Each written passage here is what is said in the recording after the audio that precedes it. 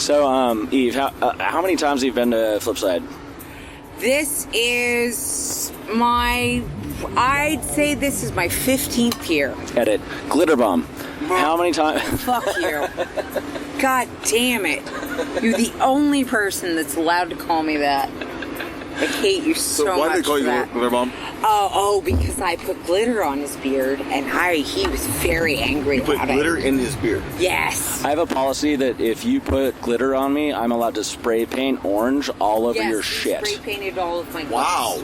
That's my policy. Yeah. I spray painted a line across other people's tents in an arrow towards her tent. Yes. And then I wrote no on her tent with an exclamation point. I went into her tent, I opened up all of her clothes, and I spray painted orange on them. I had a scruff beard. And I spent 2 hours shaving that shit off. Yeah, he was real mad about it. So if I ever want to make you really mad and get all my shit spray painted orange. Yeah. Do you want to get me actually mad? Because that's extremely rude. And I'm telling you that would make me actually mad. Yeah. So like when I at this point in time I don't actually want to be. When I set a boundary and I make eye contact and I say this is actually how I feel, and then you cross that, fuck you. Word. Like I can dig it. I walked up to that boundary and I crossed it and I fucked with You didn't cross it. You giggled, looked me in the eye, and did it. Yeah, I did. And then I dropped everything I was doing. I looked you in the eye and said okay, and walked away. And I saw you drop. Your face just went, oh god, I fucked up. Yeah, and then you fucking did it. So how long ago did this fucking occur? owned it. How long ago did this occur? This was 2010. Okay. Yeah, that'd be DBW, the Big Burn. Yes. But anyway, Flipside. Yeah. And then I had to be Glitterbomb. No one else calls her that. It's Nobody else called me that. I don't know why she's all You're bent out of Sounds shape like it's about it. a 1-2 fucking kind of thing. Like, I have not gotten a burner name. That worked for a skunch. And then, like, Mira called me Glitterbomb for most of the year. Wow.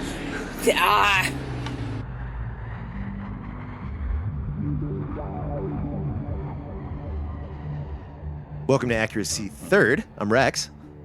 I'm Beth. I'm D-Day. I'm Xeno. He's Xeno. We got Xeno with us again. Beth didn't sound very enthusiastic. Beth doesn't like the form of podcasting. Her own name. It's just her least favorite thing. Today we've got Xeno as a correspondent straight from the fine state of Texas. The Republic of Texas? Republic of Texas. Did some research. Principality of Texas. It was its own country for a while. Mm-hmm. There's a reason why it's called Six Flags over Texas, because Texas has been under 6 separate flags, including its own. Oh. Yeah. Yeah. Cool.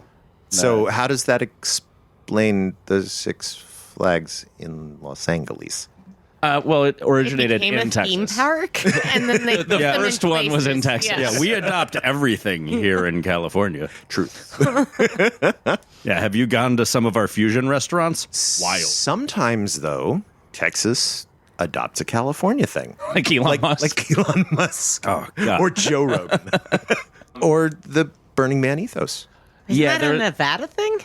No, Beth. Baker Beach is not in Nevada. It's a Bay Area thing, but they Yeah, couldn't. it is they one of needed our wide open cold, spaces they don't care miserable, about. dusty, constantly windy beaches, and California can own some of the most beautiful, most miserable beaches to be on in the entire world. It's amazing how bad the beaches are. I have been to hundreds of beaches, and let me tell you, the beaches on goddamn Long Island or Staten Island are far nicer July through like mid-September than any beach in California. I did not ask you to do a podcast with me to hear your Atlantic supremacism.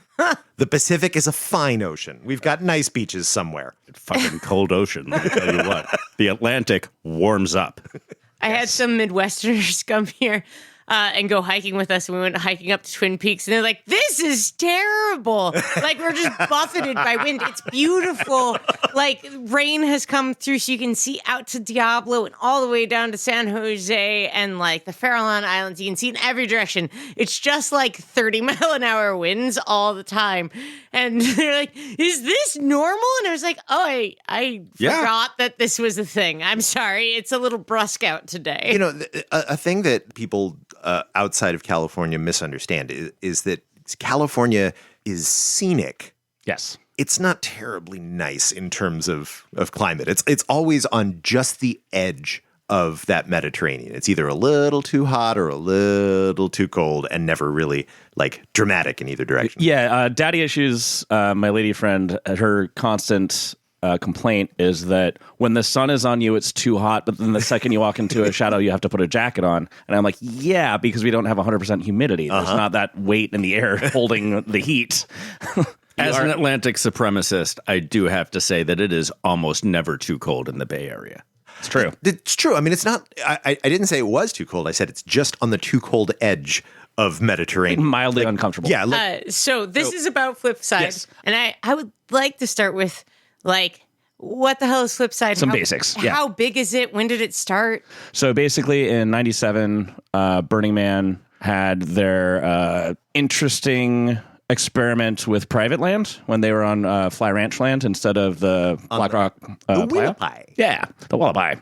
The sheriffs ended up coming in and confiscating their box office. Just like took the money.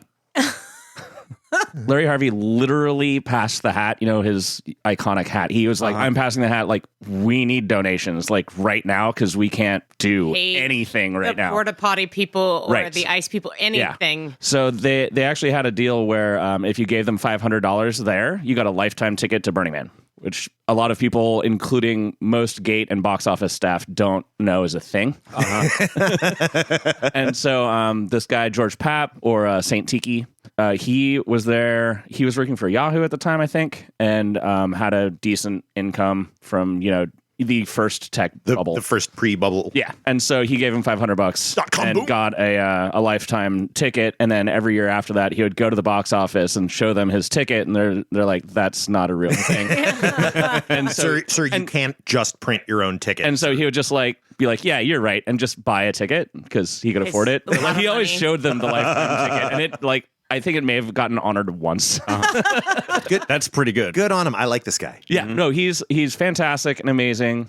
He went back to Austin, Texas with the kind of Texas can-do attitude and was like, that thing was super cool. Also, like, they're hurting for money, so maybe I'll throw like a party / fundraiser for Burning Man.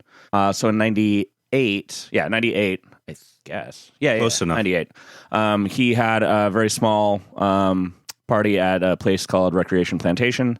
You know, they would have like, I don't know, like Texans camp as like a thing. Sure. And so it's a campground, but it's fairly large. Yeah, your And state is like a big field, right? It's got a lot of different things. There's like very 4 or big. 5 hills. It's hill country. As a matter of fact, there are many hills in this part. There are flat parts, there are swampy parts, there's hilly parts. Swampy parts. Yes. Over by the Gulf? Yes. Yeah. So 98. 98. Yeah. So, and that was about 30 people.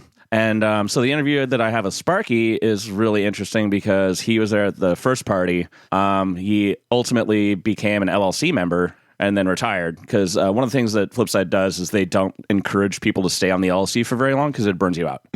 And so there's kind of a rotating cast. And like, if you want to take up the mantle, you can do it for, 2-4 years or whatever. And then you retire and get put out to pasture.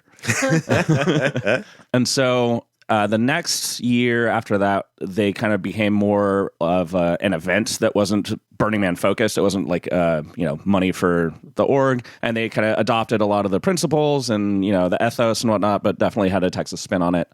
And when I showed up in Texas in 2001, the first town hall that I went to was them deciding if they were going to change the name every year or what the name was going to be. It was going to be Pyropolis for a while, but they just decided that, like, no, Pyropolis is going to be the name of the city. And, like, is it going to be Flipside forever? And is that stultifying? Is that just going to make us do the same thing every year? And ultimately, it was like, no, it'll be Burning Flipside, but the theme will change every year. And so they have these town hall meetings, which are events in and of themselves, where people put together presentations for the theme. and convince the people that are there. Everyone that's there gets votes. And they go, there's so many weird variations on like ranked choice voting. Like you get stickers to put on a board to like vote for the theme that you want and all this shit. This sounds like a place that I could go to and maybe get hygiene to fly as a theme. Yeah. Oh yeah. I can put like one of those 3-piece science fair diorama things together to prove like why hygiene would be the most effective theme for any given Flipside. Okay, so there was a Flipside. The theme was bad idea. And someone proposed that the effigy just be a giant pile of used lumber with nails sticking out of it. That is so cool. They've pretty much always had effigies that you can climb on and interact with. There's a beautiful one that was like a 6-armed monkey with flamethrowers in each hand, and you could crawl up into the monkey brain and then control all the flamethrowers with different buttons. Nice. Yeah. So it's always been very participatory. They kind of did it themselves and then kind of got on Burning Man's radar. And then in 2001, the LLC from Burning Man actually came down to visit. You know, like Marion, Danger Ranger, and all them came down and had like a weekend talk with George and Sparky and a bunch of the other people where they were like, hey, you know, we have all this intellectual property and you're welcome to use it. We'll totally license it to you. And they're like, this is Texas. We don't need anything from you. We're already doing this. But thank you. That's very nice of you, coastal elites, to come tell us that we have permission to do the thing we're already doing.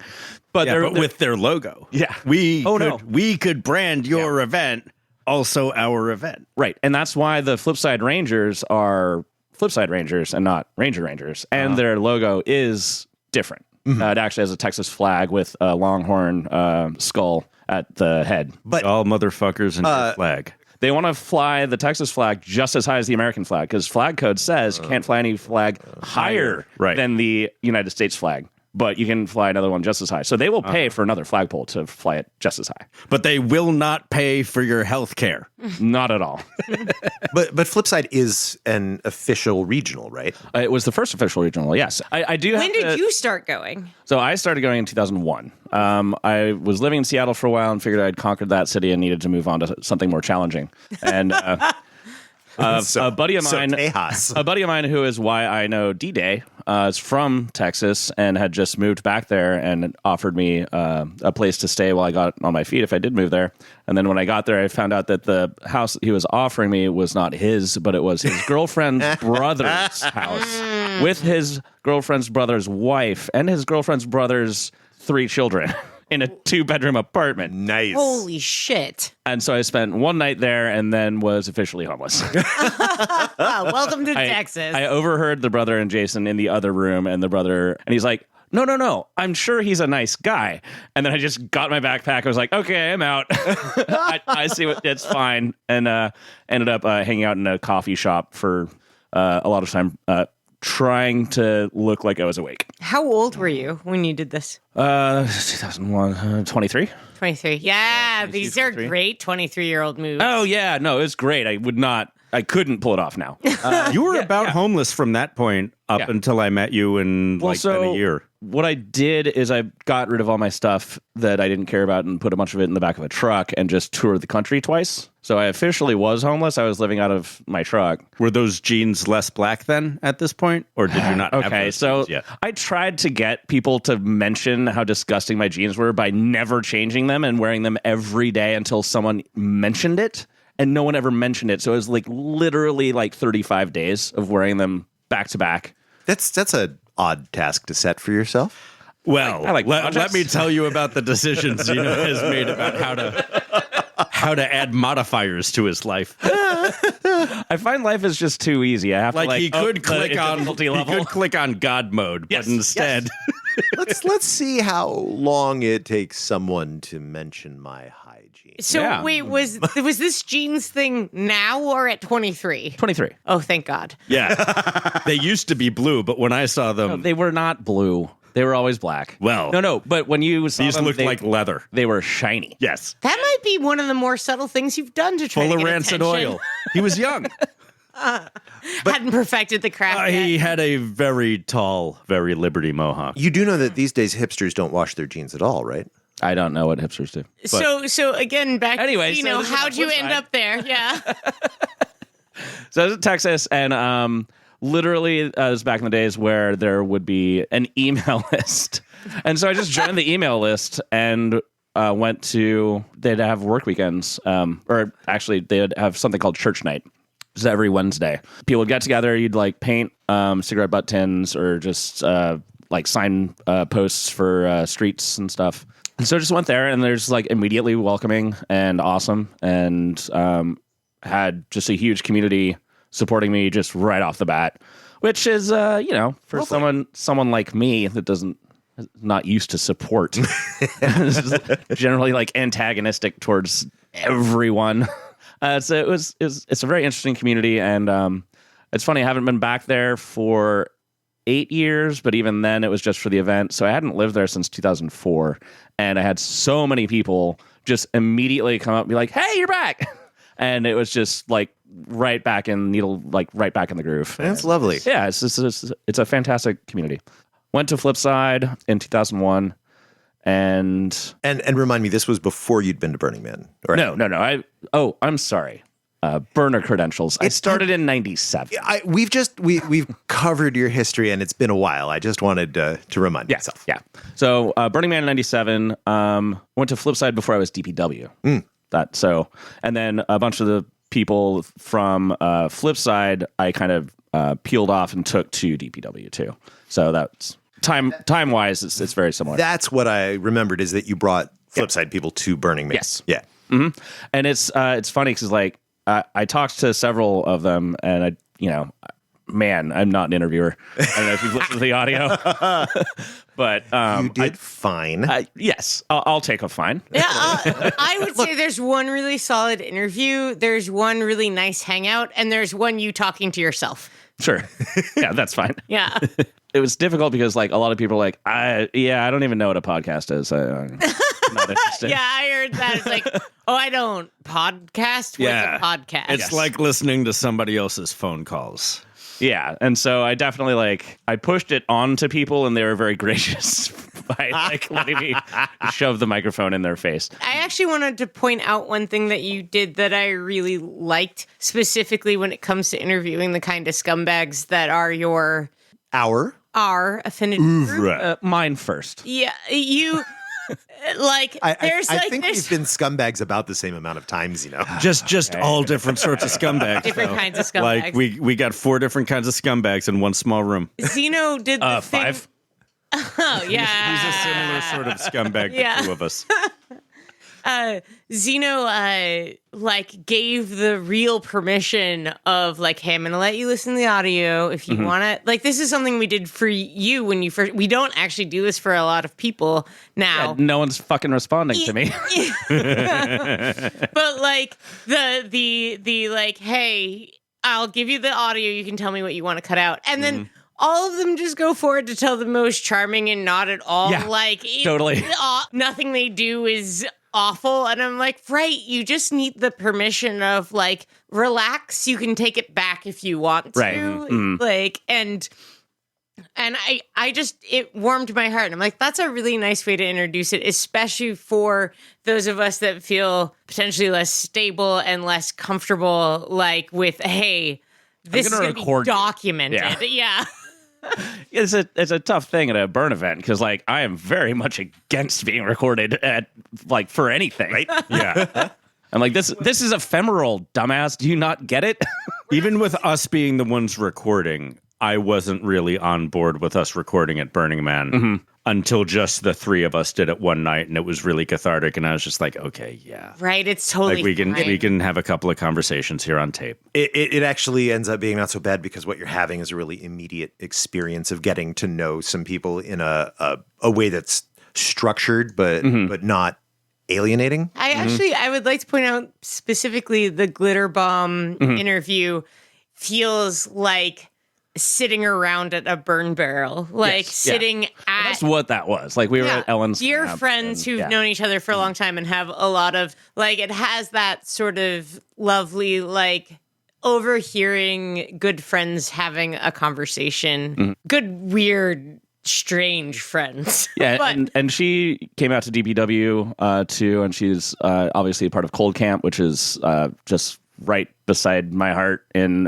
theme camp world. It's just they're doing it wrong in all the best ways. And she's definitely gone through like a bunch of like major life changes, and it's like really honestly good to see her out there, because she almost didn't go out. She was like having a panic attack for the first 3 days of the event. She came the last day. And she's amazing.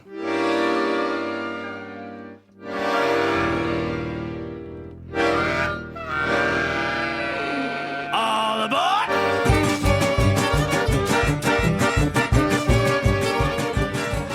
First time I met Xeno, she's across the field from Stop. me. Hello. What would Hi. you like to be known as? Glitterbomb. I thought And also, they just made it into Glitterbomb. Did they? Yes, they did. Oh, I thought he just made that up. No, Mira did it. So I'm talking with some friends. One of them I've known for a very long time and is dear to my heart. Another one I just met at Wonderlounge at Flipside. Mr. We'll just edit that into every time I say Jonathan.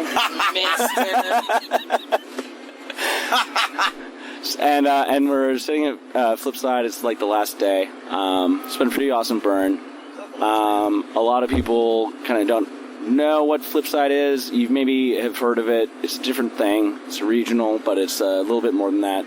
And I was trying to collect some stories. I want to say, Mister, how many times have you been here?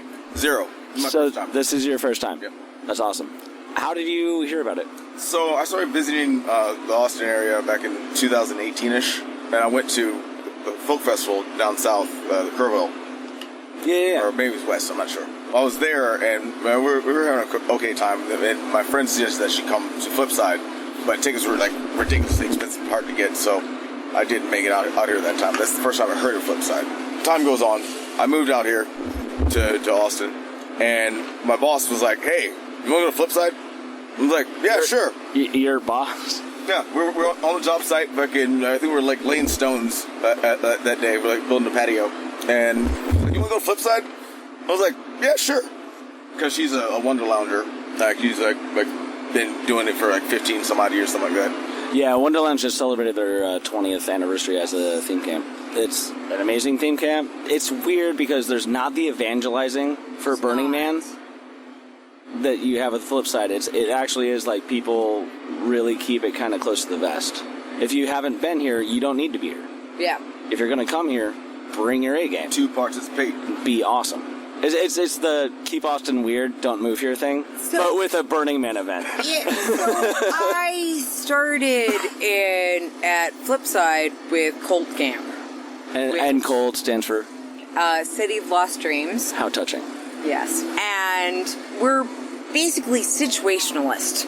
We made things very weird for people, and they didn't appreciate it very much. And then we started our own burn in North Texas, and they really didn't appreciate that. They who? The LLC for, like, Adam Rice, it, like, still talks shit about Cold Camp Burn regularly. So there's a corporation that you were going up against? The LLC that runs Flipside. Okay. Yeah. And they had an issue with you starting your own burn? No, they just made fun of us because we were... Aggressively specific. Aggressively specific, thank you. How so? Like, literally, the first event was hanging Gage from things. And Gage is a person. Gage is my brother, and we, I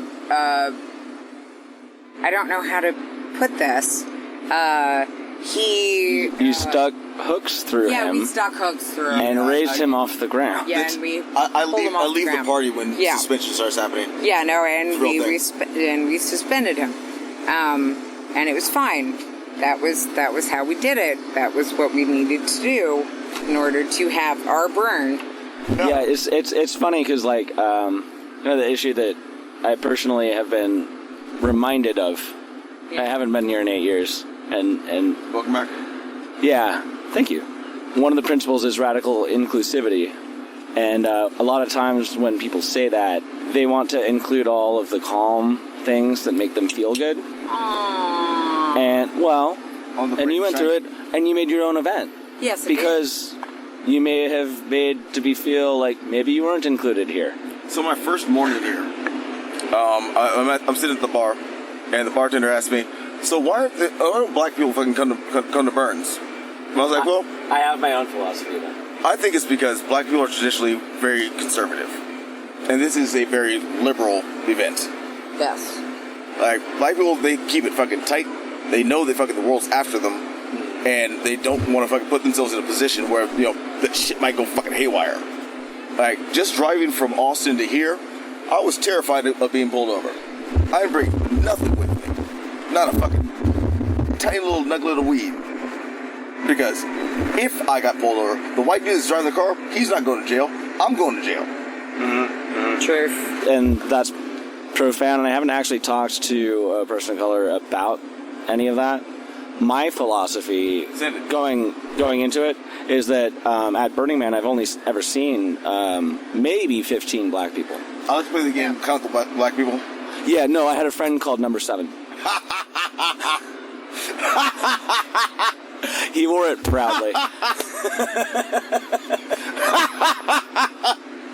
And so my philosophy is that a lot of times, if you're economically disadvantaged and you have family, you tend to rely on your extended family a lot more, and you tend to have that sense of community and support from necessity. It may be cliche, but like black people tend to have a richer understanding and relationship with, say, their grandparents and their cousins. Whereas white people, like, I could go off and fuck off and be my own thing, and I'm alone. And I may not know that I need it, that sense of community, and I don't have it, and there's a weird emptiness and sense of yearning. And so this provides that sort of community for dumb, privileged white people. And that's also valuable. They need it. That's my take on it. It feels to me like this is where people come, like these, lost children. Yeah. Come to find community, to find their fellowship, to find absolutely. a place where they feel welcome and accepted. I understand why that's the thing. I was lucky to have that with my family and my people I grew up with. So what have you done outside of just being at camp? Like, have you gone out and done things or seen things that have particularly struck a chord with you? Or I took a couple walks. My favorite walks are the ones when I walk by myself, because especially at night, because I don't wear any lights on me. I don't have everything shiny, so people don't see me. I never put lights on. We have a thing at DPW because there's a bunch of us who just wear all black. Dark wad. And well, that's not what they were called originally. Dark wad. So it wasn't called dark wad originally. Originally, it was dark tard, and we replaced that with dark wad. So it'd be a little more PC. Yeah. Yes. We understood that we were being exclusive, and maybe it hurt some feelings. Yeah, no, as long as you're willing to learn. Dude, there's a lot of shit I don't know. So slow. And it takes time. Some of the best people I've ever met fucking have been slow as fuck. Yeah. and that's one of the things touched by God. Make sure if I can hold their hand across the street. Yeah, and I like to call it Learning Man. Learning Man. And so you may be here for a party, but you'll walk away and in the next month you'll be thinking about the interactions you had, and you might change a few things, and you might have a different perspective, and you might question a few things you did or the way that you came at a thing. And it's one of the most valuable takeaways that I've had from events ever. I was terrified to come here. Well, I'm glad you did. Building up to the event, I was offered the opportunity to come here. I fucking bought my ticket and whatnot. And then as it got closer, the more anxious I became. What the fuck am I getting myself into? Who are these people? I don't know them. They're going to fucking sacrifice me to their fucking pagan god. I mean, we'll do that, but not because you're black. Kind of. A bit. But on Friday when I was supposed to come out here, I'm in my mind, I'm running through all the reasons why I shouldn't go. Maybe I have the COVID. I'm sick. I can't find my vaccination card. All the things that could possibly get me out of coming here. Jonathan, stop being a fucking pussy. Just go. Fucking dive in. Be a little bit fucking anxious. Get out of your fucking comfort zone. And see if you like it. And do you like it? Definitely like you. You like it? I've definitely had a good time so far. Good. Yeah, like, there was a moment when I turned some music down earlier, and you were like, why the fuck did you just turn your music down? On the real, dude. And I was like, I started to doubt myself. And you're like, don't ever doubt yourself. And I was like, fuck you. Back up. Yes. Dude, Xeno, I love you when you DJ stuff. I literally crawled across the floor with people when you, it was after Early Man, and you were DJing at the ghetto, and I was like crawling on the floor because it was super weird and just like screeching at people. Yeah, and I've tried to play some more manageable and approachable things, and yet still people have come up to me and been like, you need to change this. And I'm like, I don't need to do a damn thing. Don't take requests. I'm like, could you do Idiot Flesh? Yeah. Well, I don't know. The event is drawing to a close. Yeah, I know. There's only so much time. I know. I did play a little bit, but I didn't do like a full dive in Idiot Flesh. It's you guys that have been on the 1s and 2s since I've been here, I would say that you've been my favorite fucking music player, because you play things that I know, you play things that I don't know, and it's always moving. Like, it seems like you play music with a purpose. It's not just... Yeah, it's not fucking always pop music. Yeah, and like, Best part. it's funny because people come up and be like, I'm a DJ, could you play this? And I'm like, well, if you're a DJ, don't you have your own sound system? Come on, jockey. Like, this is radical self-reliance. Did you plan for this? Like, here's my earphones. Your tent looks super comfortable. Sounds like you have a phone, so go listen to your music in your tent. You got this. It looks like you weren't prepared. It's okay. Do you need some water, too? I have extra. The music was so bad in our area that I put on my fucking... I brought my fucking, like, my earphones, like, that I use when I'm, like, you know, working heavy machinery to put on. Can I to pull drown it up? out. Can I play that Venetian Snares album? I don't know. Can you? No. I can. If I could plug it in. You can't. It's not my mixing board, and yes, I'll show you how to do it. Yeah. It's a really good album.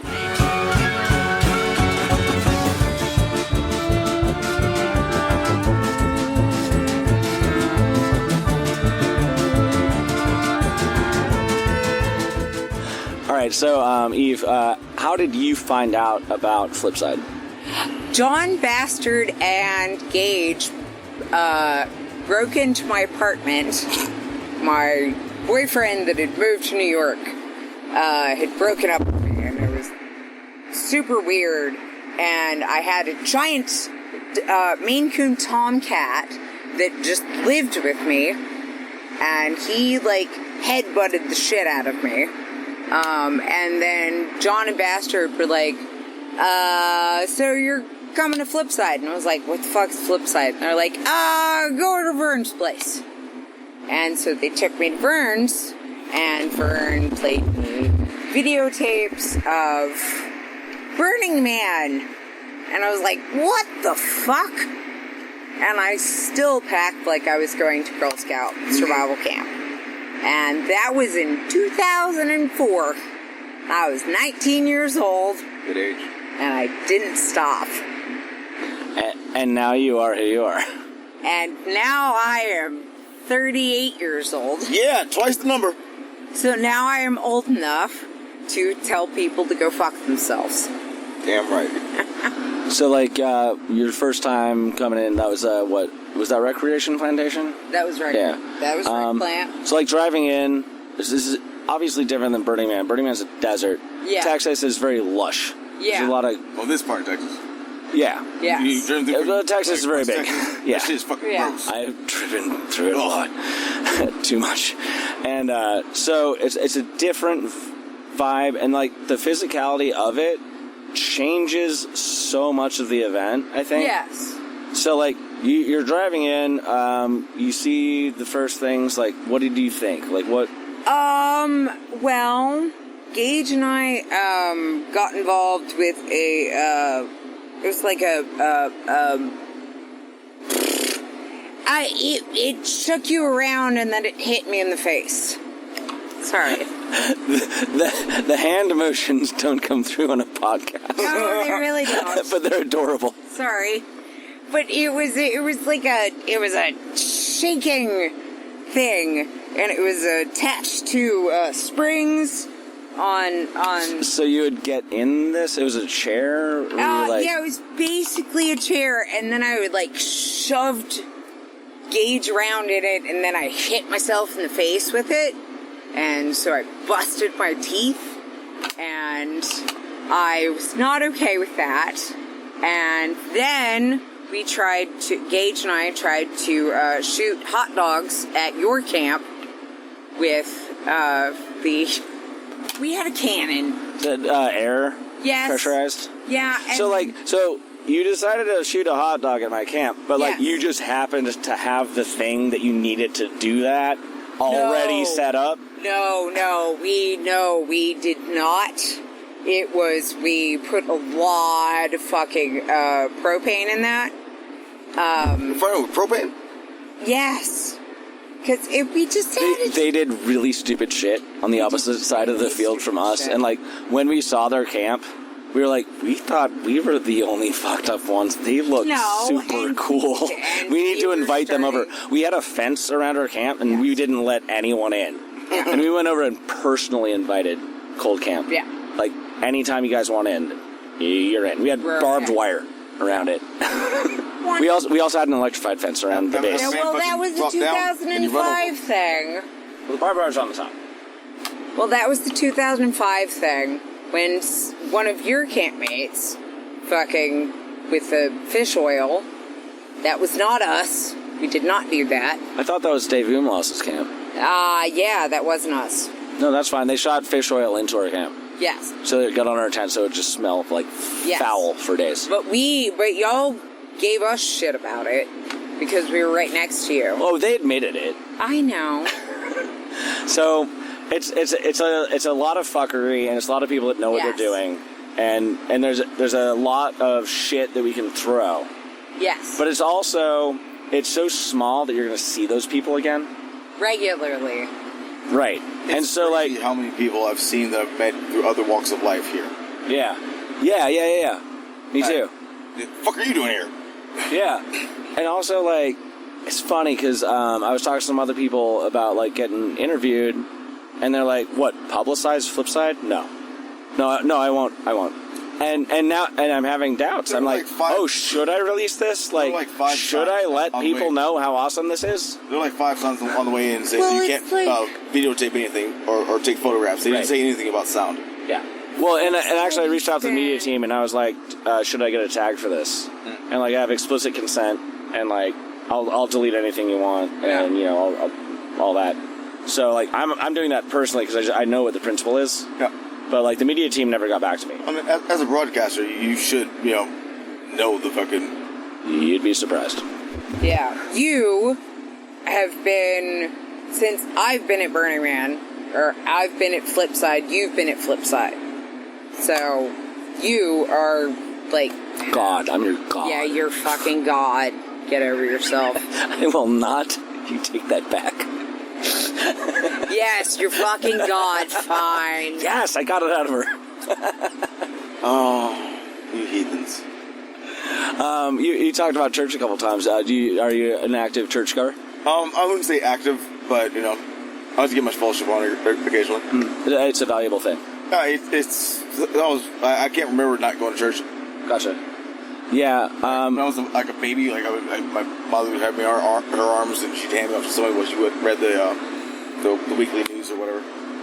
Yeah. As a deacon. Later in my life, like I started off, I'm super atheist, and like I had a lot of anger towards church stuff just because of how my mom was raised and how she was treated. Hey, But, like- doing evil in the name of God ain't right. Yeah. No, I agree. And a lot of the principles that Christians claim to espouse, I'm right there. I fucking love it. Be good to people. Yeah. Share. It's pretty Don't kill simple. people. It's pretty simple. And so I'm all about it. And I have some people in my world that are Christians, and I try to mediate the words I use because I think I know what they're saying when they say, "You're in my thoughts and prayers."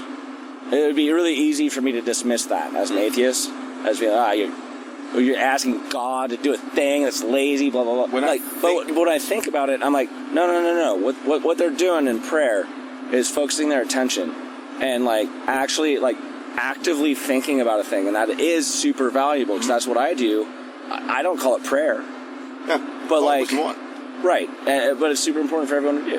And so when someone says that, I graciously accept that gift. That's fucking awesome. Yeah. Like, when I say bless you, I'm not asking for some higher power to bless you.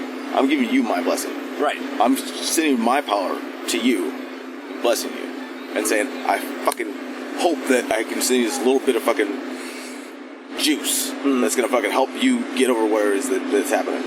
When we specifically had, oh God, Mom is dying year, your mom didn't die, my mom did. Oh, I didn't know that. Yes. Sorry. But, you fucking, ran me through the trash fence, right? So many times. I never drove through the trash fence. And also, if I did, they fixed it quickly, and they have a team to just do that, and it's fine. Yeah. No, we didn't go randomly driving into the desert at all. I didn't have you on the hood of my truck at night going 80 miles an hour and turning off the headlights. I never did that. With your legs in the air. There is video of it. This is the dumbest thing I've fucking done. I thought in my I did life. stupid shit. No, I fucking ran. I was hanging on to the hood of his truck. Yeah, she had her hands on the windows behind her. Yeah. It's a certain kind of thrill. So she thought that I was younger than her when we first met. Black don't crack. Yeah. How old are you? Old enough? No, I was born in 1980. Fuck. Yeah. You're my baby. You're a baby. You're a grown-ass woman. No. I wouldn't be She's a thinking about grown taking you. ass woman. Grown ass woman. Emphasis on the ass. So you haven't been to Burning Man. This is your first burn type event. Yeah. So do you think you would ever want to go to the big thing? If my friends are going. Yeah. So I met a lot of people that go to Flipside, and they're like, I don't need it. Oh, it seems like a lot. Like it was a fucking hour drive to get here. But Yeah. that's easy money. Right. No. Like going out to the fucking Mojave, that's a whole different motherfucking animal. And it's not the Mojave. That's adorable. My mistake. but it might as well be. Palms, where it gets to up to fucking 120 degrees fucking in the summer. Oh, it's a dry heat out there. The evaporation. Oh my god. No, the evaporation works a lot better. It's so dry. Yeah. To me, I love it. It gets freezing. Yeah. Yes. The desert is a real thing. Yes. The desert is trying to kill you. It's tried to kill me many times. Almost. The desert doesn't want you to live there. The desert. Yeah. Like the desert's like, hey, I don't know why you're here. You're not supposed to live here. Go. Mm-hmm. Yep. Dummy, I'm calling the fucking coyotes, and they're gonna pick the bums. Yep.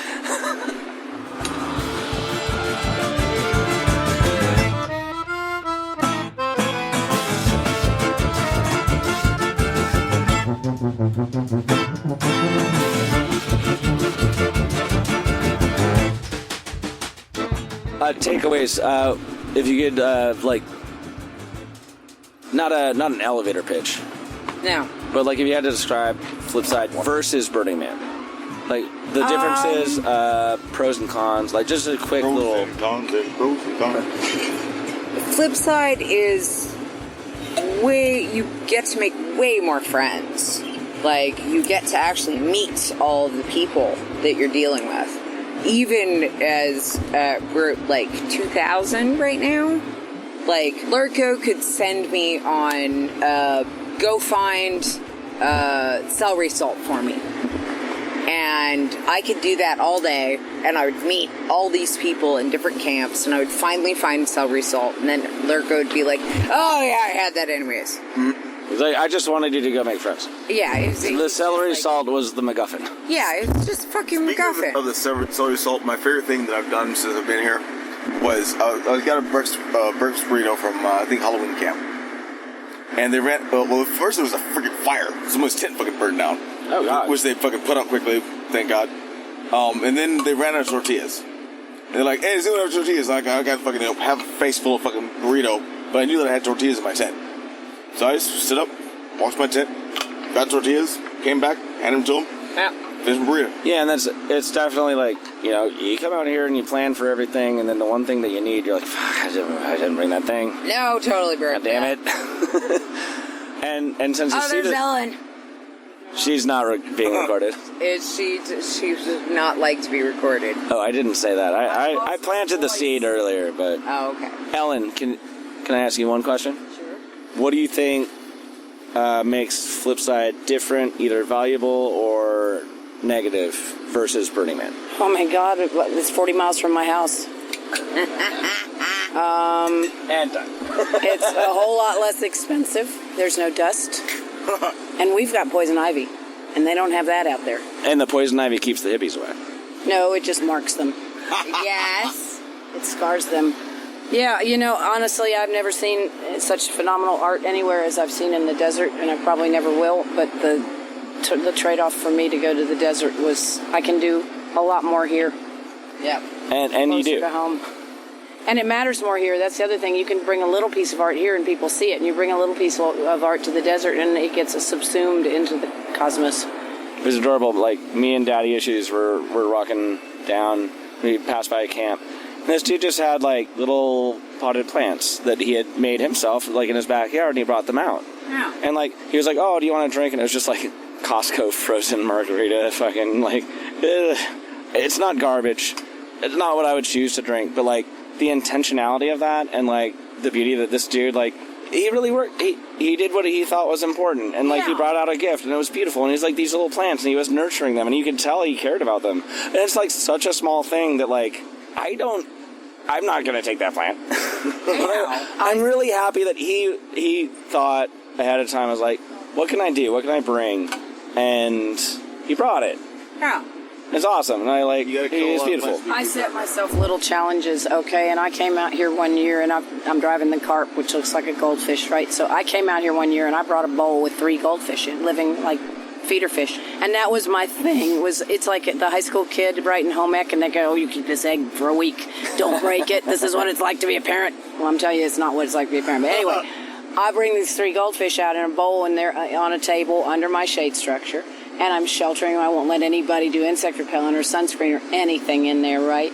And the end of the event, I'm working cleaning up the burn scar. And one of the guys who's camping with us, who is a new, like, never done this stuff before, I looked up at where my shade structure is, and it's like it's blown over. And I'm like, what? And he goes, oh, I took the guys off.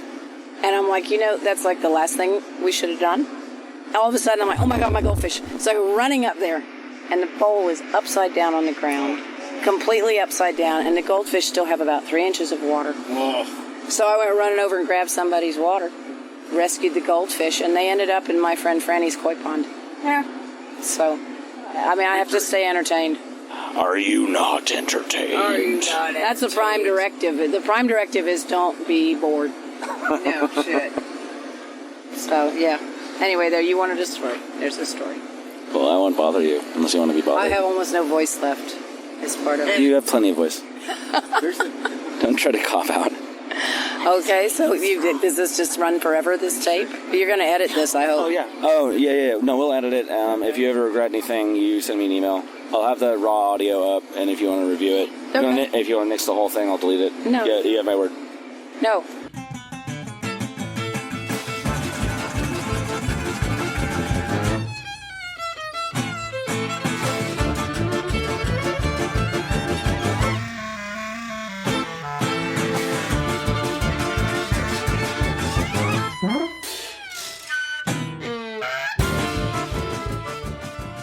So, Xeno, question. Was this your first, like, big social event since lockdown?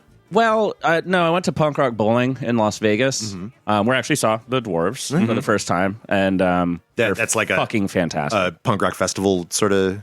Yeah, and it's, it's not the thing that I would have chosen to do in a normal circumstance, but it was interesting. Me and Daddy Issues went, and honestly, getting a chance to shake Blag the Ripper's hand was awesome. And he also did a solo set where he did acoustic bluegrass sort of covers of the Dwarves songs in a casino, in a restaurant. It's very punk. It is incredibly punk, and he is an amazingly kind man. it's shocking listening to his lyrics and then seeing him just talk and be a person. You're like, oh, you're not just snorting cocaine and killing people and raping people all the time, are you? Oh, probably never. Oh, I get it. Catharsis. Okay. Just like those hip hop acts. So no, it's not my first big social event, but it was definitely the first event where like I could fully let my hair down and Did you find do that? the thing? Were you able to like put the last couple of years behind you and like The last couple of years have not bothered me. no? I'm an introvert. Fair. Like the first year of unemployment, I was getting the maximum, and I was fine. I had 4 roommates, so like I got probably too much socialization, honestly. What I've found is, this is a broader statement just about mediated experiences, is that the stuff that you find on the internet, which a lot of people had to resort to, tends to be more sensationalized, tends to be more confrontational, and tends to be more just divisive. Whereas if I'm walking down the street, people are kind and wonderful. And you go to a bar, generally people are having a good time. But if you're just alone at home and all of the things that you see with human faces are people screaming at each other, that weighs heavily. Yeah. And I think that, as far as the dire national mood, I think that plays probably a larger hand in it than we would think. And it's good to go out and actually see people being good, because most people are. Usually. Most. Yeah. Well, thank you for like going and recording with people. That's wonderful. If you would like to go and record with people and you're someone that we trust, you can take our equipment with you. If not, you've got a phone. Get yourself a fancy microphone for it. Record some people at your regional event, and we'll look over your audio. Thank you for your They're time. pretty trusting. Of a few meetings, and you could probably convince them to let you have a couple $100. Oh, we're That's true. I know some we're good an pawn shops easy that would love that push. shit. It's all insured. You have a lot of insurance. Xeno, thanks again, listeners. Thanks for listening. If you want to participate as we've been invited. Oh, yeah. There is one thing. Yes. I did get an email from someone asking where the Something Else cast went. It went away. I have it. If you want to just download the MP3s, it's QEOX.net/S something E else. And it's all there. And if you guys didn't know this, DJ and Xeno Did a little podcasty cast. hung out for a while on mics for numerous podcast episodes. For things that aren't 7+ Burning Man. hours. Not talking about Burning Man and also talking with daddy issues. And if you want to participate in this podcast, you know how. You email us, accuracythird@gmail.com. You find us on social media, not so much Facebook, maybe, but Xeno, do Twitter, you have Instagram. social media? Xeno and I are on Twitter together. I have a Twitter account that has never had a post on it, and they won't let me because they think I'm faking. I feel like if you are one of our listeners who are a particular Xeno fan, reach out to him directly. Ask him to interview you. Xeno Danger Evil @gmail.com is my public-facing email account. And anyone can send stuff to that. I may not answer it. I may not even ever read it, but it pops up in my email thing. So I'll get notifications that I have things. And it's Xeno with an X, not a Z. You'll know that because it's in the information on your phone when you put this podcast. I know just how podcasts work. talked to too many of our listeners who are a little bit like Xeno is my spirit animal to not offer that if you want to talk to Xeno and do an interview with Xeno directly, you can reach out to Xeno. And also, I do have an example of my DJ acumen. It's an internet radio station that is playing constantly. I won't say it on this podcast. You have to actually email me, and I will give you the link. That is what it takes. That is a professional call to action that's so much better than we ever do on this podcast. Absolutely. The music in this episode is from That Damned Band. That damn band! This track is called Trainwrecked. You can find them at thatdamnedband.com. That damned band!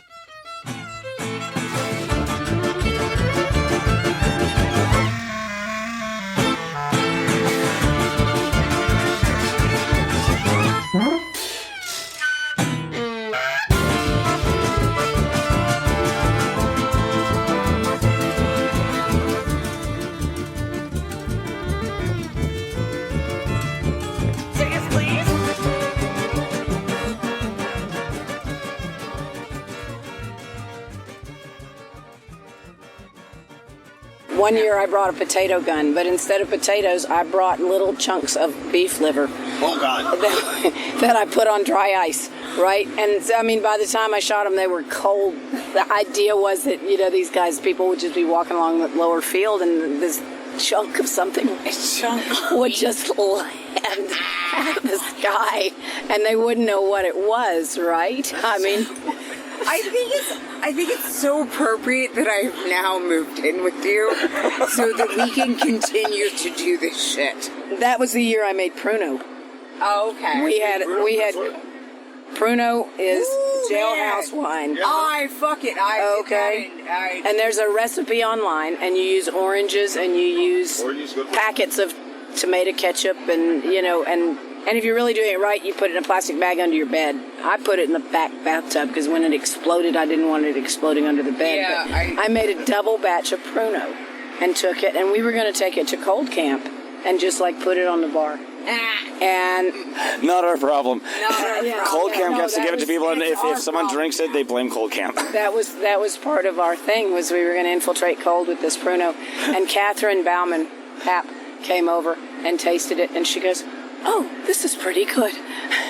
So then we were like, well, maybe it's too good for Cold Camp. Maybe it's too good for Cold Camp.